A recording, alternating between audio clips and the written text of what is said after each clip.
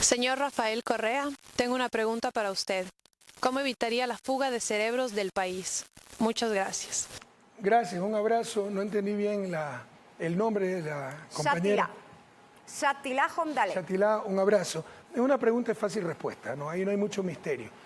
Dinamismo económico para que haya generación de puestos de trabajo y buenos salarios, buenas condiciones para que los cerebros no se nos fuguen del país. Pero la buena noticia es que no hay fuga de cerebro. O hay fuga de cerebro para la inversa. Nos están regresando cerebros. Tenemos programas explícitos para traer los cerebros que salieron en la larga y triste noche neoliberal, porque así son de torpes, Marcela y ecuatorianos, los neoliberales. Son enemigos de los subsidios, pero por el desastre que hicieron, subsidiaron a países más ricos como Chile, España, Italia, con por ejemplo nuestros profesionales de la salud.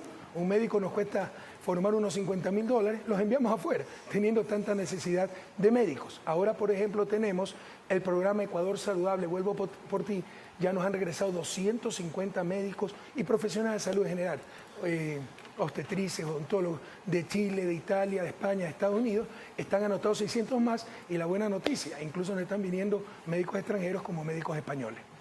El turno ahora es para Gabriela Gallardo y permíteme antes, Gabriela, presentarte. Tienes 23 años, estudias Derecho en la Universidad Católica y eres presidenta de la Federación de Estudiantes Universitarios Católicos del Ecuador, la FEUCE. Adelante con tu pregunta y buenas noches para ti también. Bueno, economista, como es de suponer, mi pregunta se basa en educación, tomando en cuenta que creo que es lo principal para el progreso de un país. Primero quisiera felicitarle porque en verdad es innegable que han habido grandes cambios en la educación en este país en los últimos años.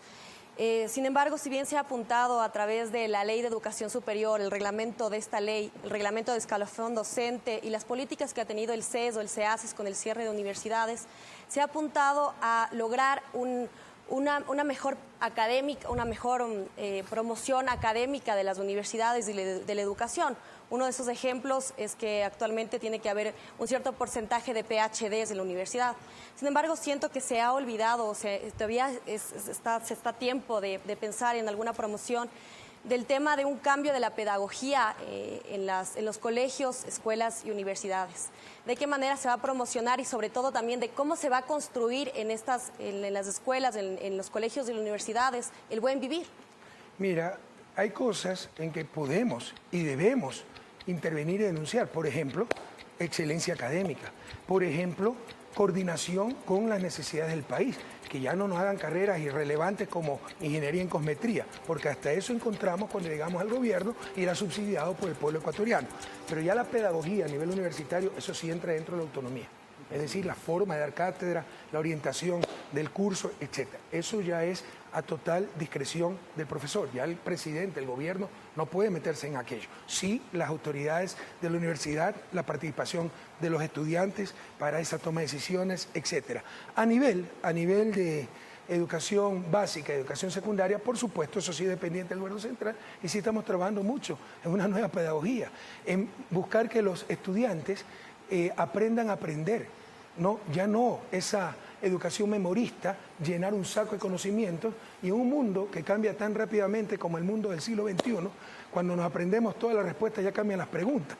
Entonces hay que prepararnos para la vida, aprender, aprender. Si hay ese cambio de orientación y de pedagogía a nivel secundario básico, pero a nivel universitario ya eso entra dentro de la autonomía universitaria.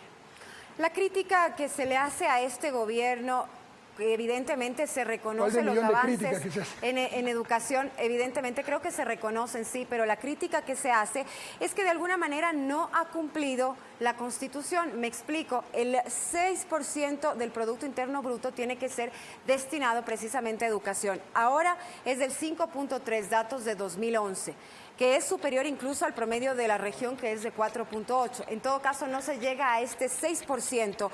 ¿Cuánto tiempo faltará para llegar a este ansiado 6%?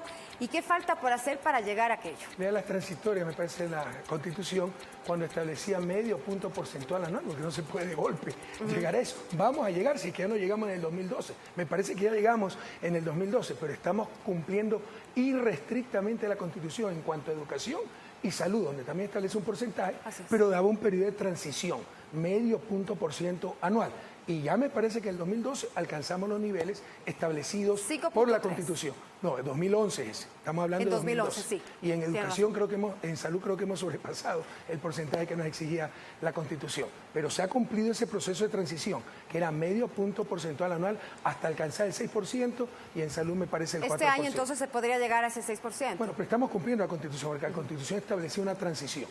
Ahora, la educación inicial es quizá la deuda pendiente de este gobierno. Se ha avanzado en el tema de universidades, de bachillerato y demás, pero en la educación inicial, de la atención a niños de 0 a 3 años, donde básicamente poseen potencialidades que pueden ser ilimitadas, está de alguna manera desaprovechada. Yo creo que la deuda del país, y una enorme deuda, y no escucho hablar ¿y del gobierno a también, los demás, puede usted decirlo? Porque no lo hemos podido resolver como hubiéramos querido, con la rapidez que hubiéramos deseado. Hay explicaciones, no hay justificaciones, vamos a aceptar nuestra responsabilidad. Pero recuerde, para empezar, que antes había un Ministerio de Bienestar Social de donde se lanzaba bala a la gente, ¿verdad? Y había un clientelismo total.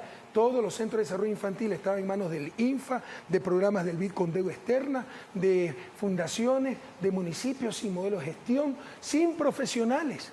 Teníamos 3.600 supuestos centros de desarrollo infantil, que a lo sumo llegaban a guarderías precarias, y todo en manos de madres comunitarias, voluntarias, muchas veces politizadas, clientelizadas por el MPD Pachacuti. Cada vez que tenemos elecciones de juntas parroquiales en Amazonía, nuestros adversarios MPD Pachacuti, las madres comunitarias. No había un profesional. Ahora tenemos 7.000 profesionales. Se están haciendo 250 centros infantiles ultramodernos, con modelo de gestión, con pedagogía establecida, manejado por profesionales, insisto. La idea es reemplazar los 3.000, pero estamos haciendo este plan piloto de 250. Es decir, ya comenzamos, ¿sí? Nos hemos demorado un poco. No había institucionalidad, no había visión, había temor. Yo notaba en los ministros temor, irse contra este caos, después los tirapiedras vienen, nos agreden, etcétera. Hemos logrado romper esos círculos viciosos, esas argollas, y ya estamos saliendo adelante con desarrollo infantil. Pero sí le quiero decir una cosa, Marcela, no escucho a los demás candidatos a hablar de esto, y como usted ha dicho, es lo más importante.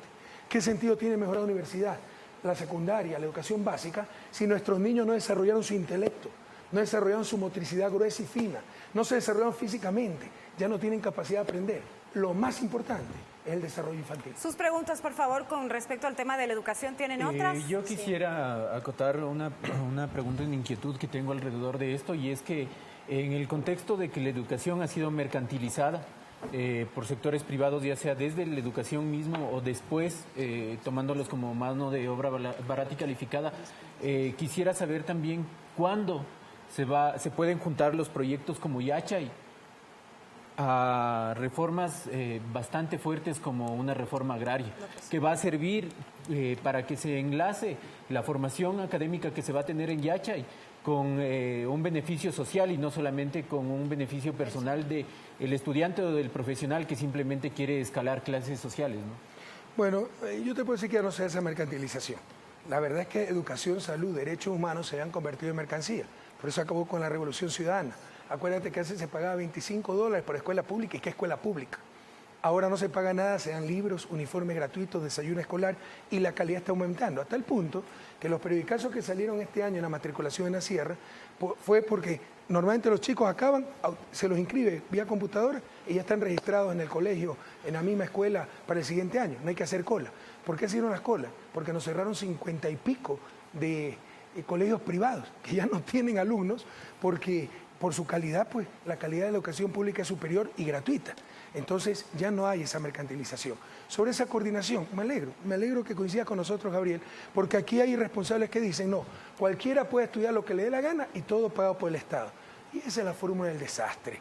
Tiene que haber una coordinación universidad, Plan Nacional de Desarrollo, para tener los profesionales que requiere el país. No solo con Yachay, con todo el sistema universitario. Ten la certeza que eso es lo que estamos haciendo, con todo el sistema universitario y particularmente con Yachay. Yachay está diseñado, orientado a las necesidades que tiene el país. La reforma agraria la estamos sacando adelante, y no una reforma, una revolución, y por supuesto, también estamos incentivando esa clase de carreras como ingeniería agronómica.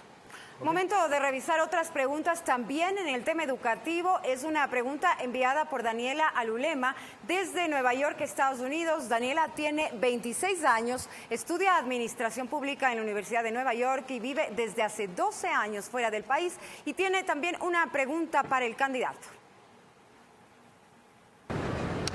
Buenas noches, señor Correa. Mi nombre es Daniela Alulema y soy una inmigrante ecuatoriana, residiendo en Nueva York desde el 2001 y estudiante de Administración Pública en el New School. ¿Cuál es el modelo educativo universitario que su plan de gobierno contemplaría para el Ecuador? Y dentro de este plan, ¿existe algún programa especial para los jóvenes que residimos en el extranjero, que nos veríamos forzados a regresar a nuestro país si es que no existen fuentes de trabajo o dinero en este país en el que vivimos ahora? Bueno, primero quiero aclarar que la transitoria de la Constitución que da un periodo hasta alcanzar ese 6 y 4% de la 18ª, y estamos cumpliendo irrestrictamente la Constitución, a diferencia de los medios de comunicación que bloquean la ley de comunicación, que es la transitoria primera, y daba un año para tener esa ley de comunicación. Sobre la pregunta de Daniela, mira, un abrazo, Daniela, yo sé que tú eres joven, pero a mí sí me da un poco de pena esa clase de preguntas. ¿Qué vamos a hacer para que si tenemos que regresar al país, usted nos garantice puestos de trabajo? ¿Por qué mejor, Daniela, ya que tienes la oportunidad, la inmensa oportunidad de estudiar en el extranjero, no te planteas regresar al país y con todas mis capacidades generar muchos puestos de trabajo para el país? Hay que cambiar esa mentalidad. Como decía John F. Kennedy, no preguntes qué puede hacer el país por ti, pregunta qué puedes hacer tú por tu país. Dicho eso, estamos haciendo muchas cosas para respaldar a nuestros jóvenes en el extranjero. Por ejemplo, hemos dado más de 8.000 becas en CENESID. Centenas de esas becas son para los inmigrantes. Y miren qué satisfacción. Hace unos meses estuve en Madrid, se me acercó una hija inmigrante y me dijo, presidente, con qué orgullo me lo dijo, soy becaria CENESID. Gracias a mis buenas calificaciones me he podido inscribir en la Universidad Complutense de Madrid, ustedes saben que es la mejor de España y del mundo. Y mire, le conté esto a un compañero mío español, ustedes saben que España está en crisis, están cometiendo los mismos errores que cometió América Latina en los 80, en los 90, quieren privatizar la salud, etcétera. Y este compañero español me dijo, ¿cómo quisiera ser ecuatoriano para tener tus derechos? Eso es lo que estamos haciendo. Esa es la revolución, esa es la patria nueva.